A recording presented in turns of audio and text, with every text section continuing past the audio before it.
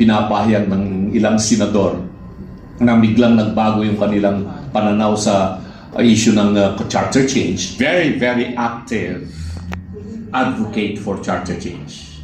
Pero ngayon, marami akong nasatanggap na balita at impormasyon na mga Kristiyano at mga negosyante, mga sawang-sawa na sa nangyayari dito sa Luzon. Now, the question, what I have in mind is that kasi lagi ko naririnig na dinudugtong nila dito na sabi daw parang may overreach on the side of the Supreme Court. That's why may mga panawagan as early as now for charter change, di ba? Nababaguhin yung constitution ngayon. Ano po kaya yung intention? Bakit nila pino-float itong charter change ngayon?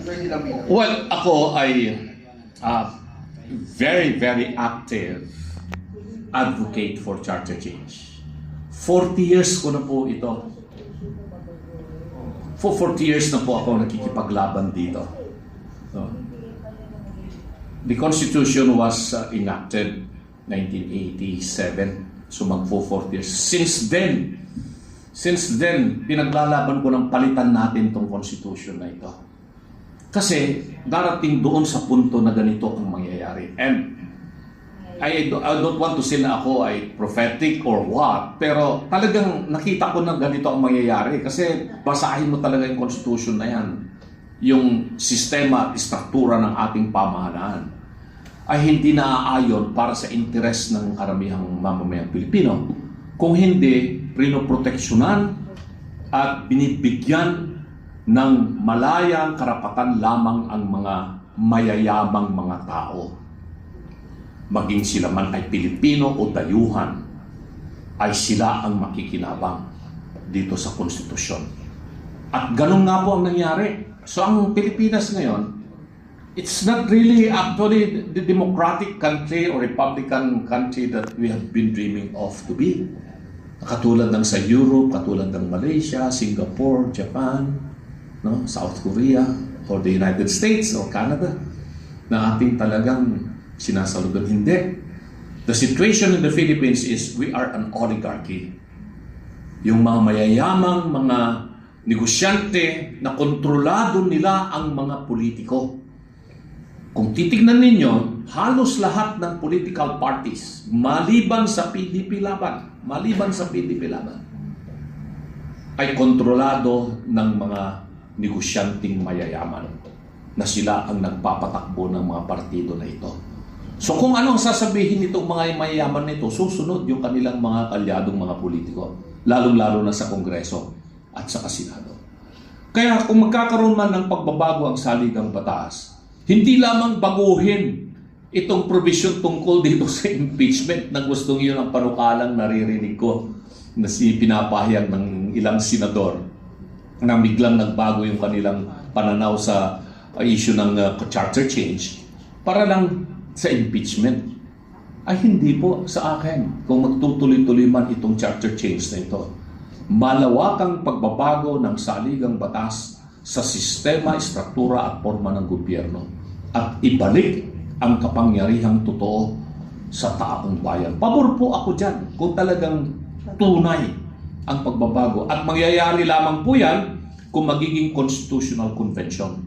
Sa pamamagitan ng constitutional convention na hindi itong mga senador at congressmen na nakaupo ang siyang magbabago ng saligang batas. Kung hindi, magpasa sila ng batas, tawagin ang constitutional convention, kung ilan man yung mga delegado na ihahalal sa bawat probinsya, ay iyon po ang mangyayari. Papayan po ako sa ganon. Dahil nakikita ko na kung hindi natin gagawin ito, magkakawindang-windang ang Pilipinas sa mga susunod na panahon. Sa lalong madaling panahon ay dapat iwasan natin to. May mga naglalabasan ng mga issue, may mga gusto na. Sina Dr. Mata, taga Mindanao, dati-rati, yung mga kaibigan at mga minamahal nating mga kapatid na Muslim lamang ang nakikipaglaban para magkaroon ng isang Mindanao Republic, kaya nagkaroon ng MILF, MNLF, etc. Mga Muslim po nating mga kapatid. Pero ngayon, marami akong nasatanggap na balita at impormasyon na mga Kristiyano, mga negosyante, mga sawang-sawa na sa nangyayari dito sa Luzon, ay sila na mismo ang nagsasabing maganda na siguro humiwalay na tayo at magtayo na tayo ng sarili nating Republika ng Mindanao. ay hindi ko sila masisisi kung ganun po ang kanilang kaisipan. Pero masakit sa akin yun, hindi ako papayag na magkakaroon ng mawindang-windang ang Pilipinas at magkaroon ng disintegration ng ating bansa. At ang solusyon po dyan, tulad ng sinabi ko, ay talagang constitutional convention, charter change. Kung talagang gusto natin at sincere itong gobyerno ito. Pero kung ang dahilan lamang ay dahil lang sa impeachment para tayo magkaroon ng constitutional change, huwag na lamang po. Imbestigan na lamang po ito. Isa pa, ang kailangan po ninyong isipin, mga minamahal na kababayan. Address ko po sa inyo ito. Mahigit 60 million na Pilipino ang nagugutom ngayon. Halos hindi sila makakain ng 3 beses ang araw. Kung makakain man sila ng 3 beses isang araw, karamihan ng kanilang kinakain ay kanin lamang kung merong kanin at saka asin at konting gulay o kung hindi, noodles na lamang. Pero mahigit 60 million nakakaranas ng gutom. Wala na rin mga negosyante ang gusto mag-expand sa Pilipinas. Mga lokal na negosyante na dito, ayaw nilang mag-expand. Takot na silang mag-invest. Yung mga foreigners, ayaw na nilang magpunta dito. Dahil mayroong political instability. Hindi na nila alam yung long term na mangyayari sa Pilipinas. Ang dami kong kausap, sabi nga nila, paano ka magninegosyo dyan sa Pilipinas? Hindi lamang isyong mataas ang inyong kuryente, yung problema yung mga pasahod sa mga tao, kulang kayo sa mga inhinyero, mga skilled, mga scientist. Pero ang problema ngayon ay itong mismong pamahalaan ninyo. Saan ka ba nakakita ng bansa na yung dalawang pinakamataas na pangulo ay naharap ngayon sa impeachment? Pilipinas lamang. With this political instability, no businessman in his right mind will come to the country and put his capital and gamble his money kasi of the uncertainty, hindi niya alam ang mangyayari dito sa Pilipinas. So yun po ang sitwasyon. Charter change, okay ako. Basta constitutional convention, papayag po ako niyan. Alright, maraming salamat po. You know, I think we also need to look at the pattern because remember, nag-escalate itong mga issues na to when they attempted on the People's Initiative, right? And I so remember yung naging speech ni PRRD against it. Nagalit siya. Sinasabi niya, ang problema ng ating bansa, particularly yung mga nasa pinakamataas na posisyon, pag naupo na sila, ang iniisip kagad nila, paano hindi na sila bababa? Paano hahawakan nila na nandun pa rin sila sa pwesto even if tapos na yung termino nila.